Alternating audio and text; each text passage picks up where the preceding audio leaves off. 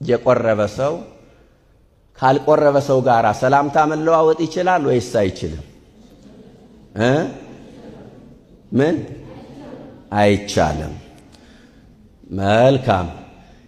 የቆረበ ሰው ያልቆረበን ሰው ካልቆረበ ሰው ጋር መብላት ይችላል አይችልም? አይችልም። እሺ፣ ሶስተኛ የቆረበ ሰው ማስተረፍ ይችላል አይችልም?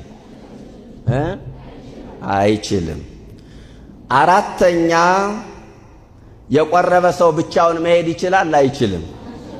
ሕዝብ እውቀት ከማጣት የተነሳ ጠፍቷል።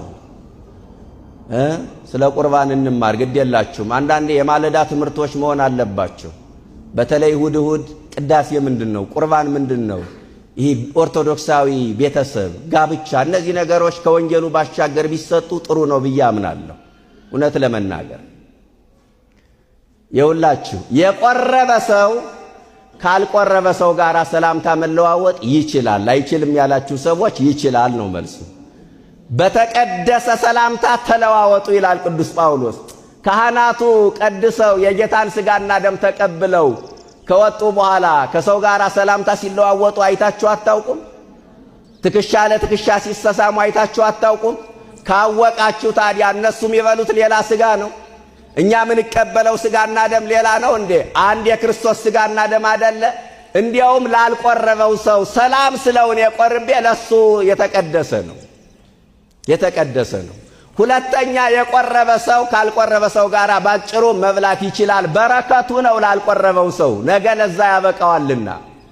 ሶስተኛ የቆረበ ሰው ማስተረፍ የለበትም፣ ይችላል።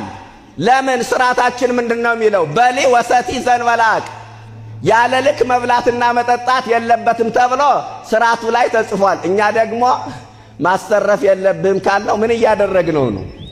እያጨናነቅነው ነው አይደለ? ከተጨናነቀ ደግሞ ምን ሊሆን ነው? ሊወጣ ነው ማለት ነው። አያችሁ፣ መጀመሪያ በመጠኑ እንዳያስተርፍ አድርጎ መመገብ አንድ ነገር ነው።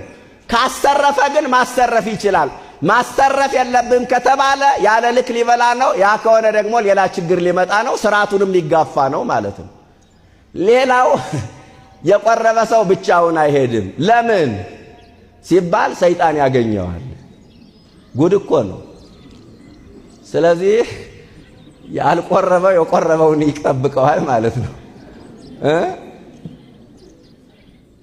ያልቆረበው ምኑን ይጠብቀዋል? የቆረበውን ይጠብቀዋል። እኔ በገጠር አስታውሳለሁ፣ የቆረበ ሰው እንኳን ካጣ ብረት ማዳመጫ ታውቃላችሁ? የጥጥ ማዳመጫ ብረት ከትራስ ላይ የሚያደርጉ ሰዎች አሉ። የብረት ከዘራ ተሸክሞ የሚሄድ ሰው አውቃለሁ። እዚህ ከተማ ላይ ደግሞ መጽሐፍ ቅዱስ ሚንተራሰዋል። ይህ ነውር ነው በእውነት። አባቶቻችን አላሉም። ካሉ እንኳን ለምን መሰላችሁ? የቆረበ ሰው ብቻውን መሄድ የለበትም ብለው ከተናገሩ ሰይጣን ያገኘዋል ብለው አይደለም። ሰይጣን ያገኘዋል ብለው አይደለም። የቆረበ ሰው ምንድነው? ንጉሥ ነው። ማንን ተቀብለዋል? አያችሁ፣ ንጉሡን ተቀብለዋል። ሙሽራ ነው። ሙሽራ ደግሞ ምን ያስፈልገዋል? አጀብ ያስፈልገዋል። አያችሁ፣ ከባቢ ያስፈልገዋል። መታጀብ አለበት። ሰይጣን ያገኘዋል በሚል ሰበብ አይደለም።